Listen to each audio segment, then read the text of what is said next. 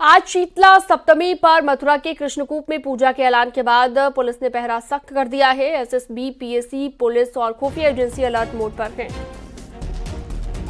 खुफिया एजेंसी और पुलिस हिंदू संगठन और उनसे जुड़े लोगों पर नजर बनाए हुए हैं। हिंदू संगठनों के मुताबिक मौजूदा समय में जो शाही ईदगाह मस्जिद है उसकी सीढ़ियों कृष्णकूप पर उसकी सीढ़ियां बनी हुई हैं। इलाहाबाद हाईकोर्ट में आज भी 2 बजे श्री कृष्ण जन्मभूमि शाही ईदगाह का विवाद मामले की सुनवाई है।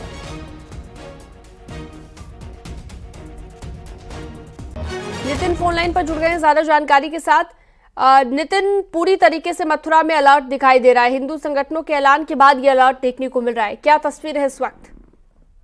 देखिए, हम अपने दर्शकों को बताना चाहेंगे कि शीतला सप्तमी पर जो शीतला माता का पूजन होता है, बांसवाड़े का पर्व कहा जाता है ब्रज में इसको, इसी को लेकर जो शाही ईदगाह है वहां पे एक कृष्णकूप है जिसकी पूजा लगातार होती हुई आई है। इसी को लेकर जो हिंदूवादी संगठन है उन्होंने बड़े स्तर पर इसका ऐलान किया था कि आज कृष्णकूप पर जाकर वह जो है जाकर पूजन अर्चन करेंगे, जिसको लेकर प्रशासन ने सतर्कता बरती है और शाही ईदगाह और उसके आसपास के जो क्षेत्र है उसमें एसएसबी, पीएसी और पुलिस जो है भारी संख्या में फोर्स तैनात कर रखी है। साथ ही अपने दर्शकों को यह भी बताना चाहेंगे क्योंकि यह मामला शाही ईदगाह श्री कृष्ण जन्मभूमि का हाई कोर्ट में लंबित है, इसमें सुनवाई चल रही है। करीब 18 याचिकाएं हैं, इसमें से एक याचिका कृष्णकूप में पूजन की हुई थी जिसमें हिंदूवादी संगठनों ने ये मांग करी थी कि कृष्णकूप पर जो उस गली की महिलाओं के अलावा जो अन्य हिंदूवादी संगठन महिलाएं के लोग हैं जो सनातनी हैं वो जाकर उसमें पूजा अर्चना कर सकें। इस बात की याचिका भी लगी हुई है जिस पर आज 2 बजे सुनवाई होगी। लेकिन प्रशासन की ओर से जो जिस बात को कहा गया है कि उन्होंने कहा है कि जिस तरीके से परंपरागत कृष्णकूप की पूजा होती हुई आई है, जो गली की महिलाएं उनके द्वारा पूजन किया जाता है उनको पूजन कराया जाएगा। अन्य किसी भारी व्यक्ति को कृष्णकूप पर पूजन कराने की प्रशासन की ओर से पाबंदी लगी हुई है। इसी को लेकर याचिका लगी हुई है और उसमें 2 बजे फैसला आना है और अब देखना होगा कि हाईकोर्ट इस मामले में सुनवाई के बाद क्या फैसला करता है कि जो कृष्ण शाही ईदगाह की गली की जो महिलाएं हैं वही पूजन कर पाएंगे या जो भी व्यक्ति चाहेगा, सनातनी जो भी चाहेगा वो कृष्णकूप पर जाकर पूजा कर सकता है। जी ठीक है, बहुत शुक्रिया नितिन तमाम जानकारी विस्तार के लिए।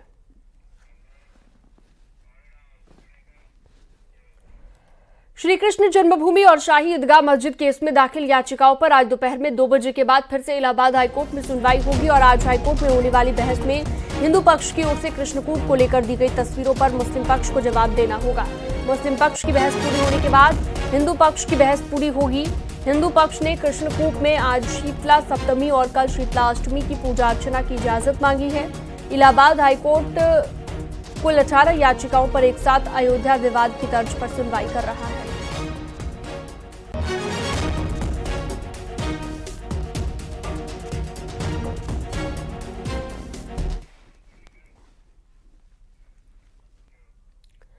बीएसपी ने रॉबर्ट्सगंज लोकसभा सीट से प्रत्याशी का ऐलान कर दिया है। बसपा ने मंडल प्रभारी धनेश्वर गौतम को प्रत्याशी घोषित किया है। पेशे से अधिवक्ता धनेश्वर गौतम मिर्जापुर के लालगंज के रहने वाले हैं। साल 2017 और 2022 में वो बीएसपी के टिकट पर 96 विधानसभा सीट से चुनाव भी लड़ चुके हैं।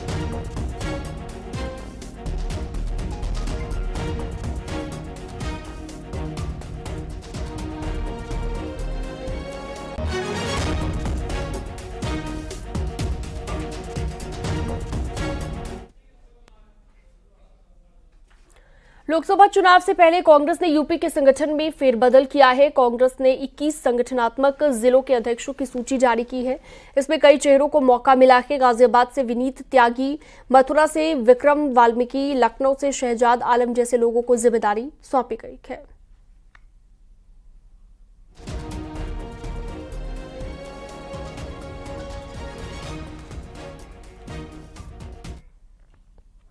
मिशन 80 की तैयारी में जुटी बीजेपी ने नया प्रयोग किया है। बीजेपी की बूथ बैठकों में बड़े नेता बूथ अध्यक्षों का पुष्प और मालाओं से स्वागत करेंगे।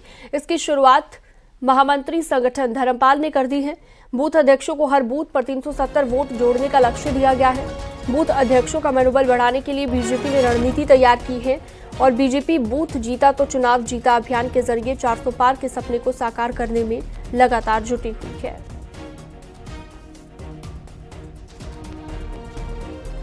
मिशन 80 के लिए बीजेपी ने नया प्लान तैयार कर लिया है।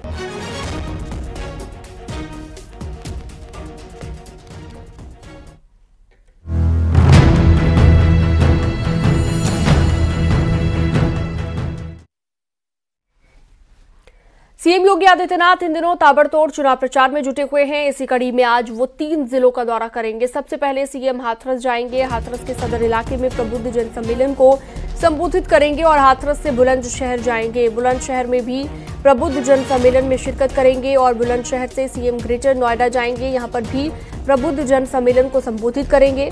ग्रेटर नोएडा में करीब 1 घंटे का कार्यक्रम है।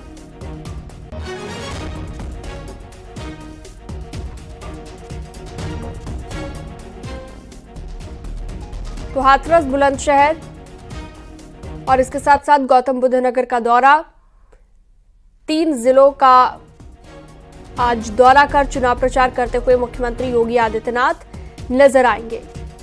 तो पश्चिमी उत्तर प्रदेश की ये सीटें काफी महत्वपूर्ण और हर एक सीट पर समीकरण क्या कहते हैं वो भी आपको बता रहे हैं। साथ ही साथ कौन कौन प्रत्याशी है, कौन कौन चुनावी मैदान में है, वो आप देख सकते हैं। तो उत्तर प्रदेश की ये सभी सीटें जहां पर पहले चरण में चुनाव होना है वो भी आपको हम बता दें, जहां पर प्रचार के लिए लगातार खुद मुख्यमंत्री ने कमान संभाली हुई है।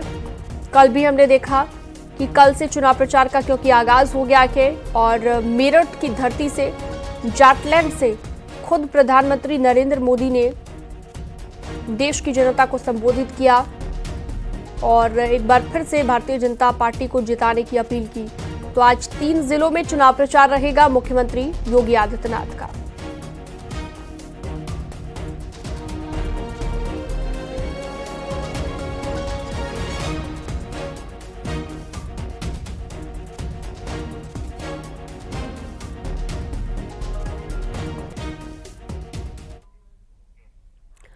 बीजेपी मैनिफेस्टो कमेटी की पहली बैठक आज और बीजेपी मुख्यालय दिल्ली में ये बैठक होगी। लोकसभा चुनाव को लेकर बीजेपी ने राजनाथ सिंह की अध्यक्षता में मैनिफेस्टो कमेटी का गठन किया है। इस कमेटी में राज्यवार 27 सदस्य हैं। कमेटी में यूपी से 5 सदस्य शामिल हैं। कमेटी की बैठक सुबह 11 बजे से होनी है और चुनाव को लेकर बीजेपी ने आम लोगों से भी मैनिफेस्टो को लेकर सुझाव मांगे हैं। कमेटी के सभी पदाधिकारी और सदस्य इस बैठक में मौजूद रहेंगे।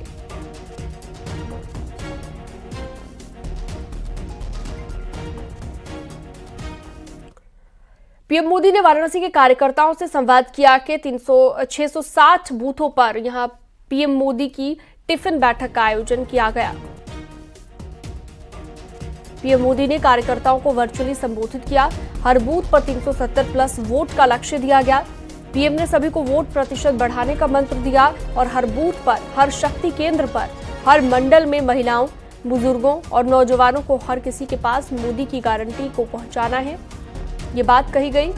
और बीते 10 सालों में काशी के संपूर्ण विकास पर काम हुआ, ये बात सबको बतानी है। बिजली की व्यवस्था अच्छी हुई है, शहर में साफ सफाई का काम हुआ है, ट्रैफिक सिस्टम में सुधार का पूरा प्रयास हुआ है। ये सारी उपलब्धियां जनता को बताने के लिए निर्देशित किया गया है।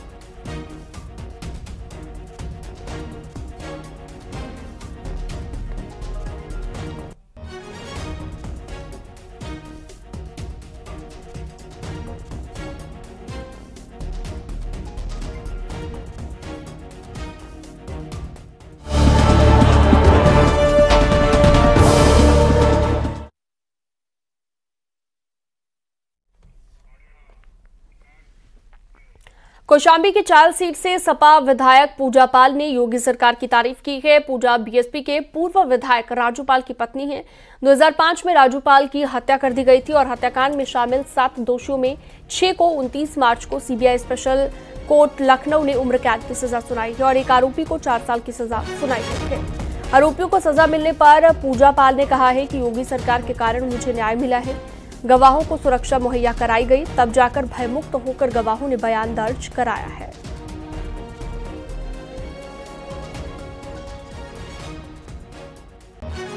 जितने भी गवाह हैं, रुखसाना जी, शादिक जी, ओम प्रकाश पाल जी, मंगल पाल जी, सैफ हैं, नंदलाल जी हैं, इन सभी को शासन ने सुरक्षा दी, एक अच्छी सुरक्षा मुहैया कराई गई। जो पिछले 2 साल से हम लोग इलाहाबाद से लेकर के लखनऊ की कोर्ट में आते जाते गवाही, मतलब इसको हम लोग ने गवाही देने का काम किया। गवाही उन लोगों ने दिया भी, और इसीलिए दिया क्योंकि भय मुक्त आज का वातावरण है और उनको जान माल की जो सुरक्षा है वो सरकार ने दी, वो प्रशासन ने दिया।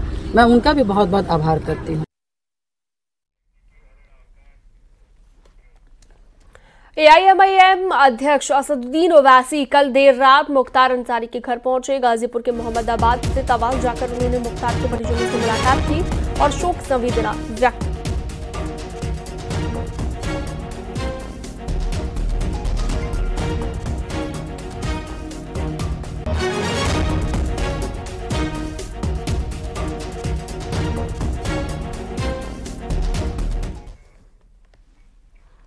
माफिया मुख्तार अंसारी की मौत के बाद एक बार फिर से उसके भाई अफजाल अंसारी ने जहर का मुद्दा उठाया और कहा कि जेल प्रशासन मुख्तार को जहर देकर मारने की साजिश में शामिल है।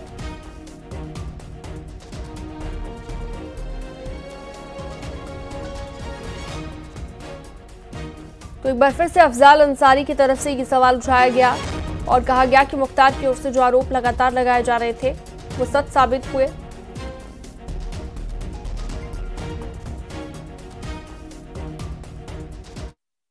मिली भगत है। अगर हार्ट अटैक हुआ है तो भी ये वजह रही है कि उसको जहर दिया गया था और जहर का जो प्रेशर है, मुंह से खून क्यों आया, नाक से खून क्यों आया, तमाम फोटोग्राफ है। कहा गया कि भाई पोस्टमार्टम इसका एम्स के डॉक्टर से करा लिया जाए। क्यों उसी डॉक्टर से पोस्टमार्टम कराया जा रहा है, उसी हॉस्पिटल के डॉक्टरों से जिस हॉस्पिटल के डॉक्टरों ने उसके इलाज में पूरी तरह या लापरवाही बरती या वो संलिप्त हैं उसकी इस मौत के लिए जो साजिश रची गई उस साजिश के, वो भी संलिप्त हैं, हिस्सा है इसमें। सुपरिटेंडेंट जेल और ये सब लोग साजिश के शिकार हैं। जब कहते रहे कि उसको जहर दिया गया तो आप एक जेलर और 2 डिप्टी जेलर को सस्पेंड किया है आपने उसी दिन जिस दिन जहर खिलाया गया। ये बात फूटी कैसे? ओम प्रकाश राजभर के बेटे और घोसी लोकसभा सीट से प्रत्याशी अरविंद राजभर ने बड़ा बयान दिया है। अब्बास अंसारी को लेकर पूछे गए सवाल पर अरविंद राजभर ने कहा कि अब्बास अंसारी हमारे विधायक नहीं, वो अखिलेश यादव के विधायक हैं। मुख्तार अंसारी को लेकर उन्होंने कहा कि कर्मों से पता चलता है कि कौन कैसा व्यक्ति है।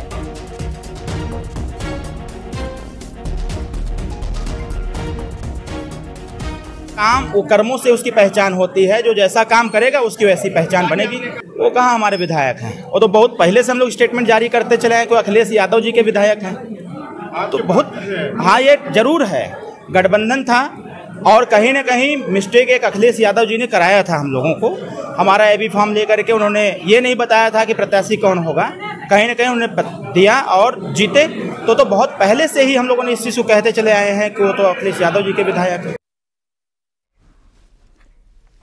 ज्ञानवापी परिसर स्थित व्यासजी तहखाने में पूजा के खिलाफ मुस्लिम पक्ष की याचिका पर सुप्रीम कोर्ट आज सुनवाई करेगा।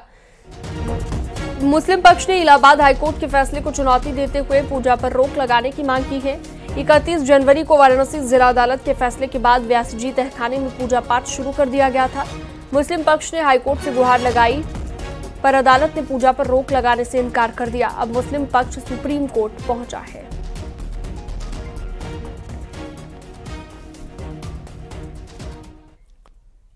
और खबरों में वक्त एक छोटे से ब्रेक का, जल्द लौटते हैं।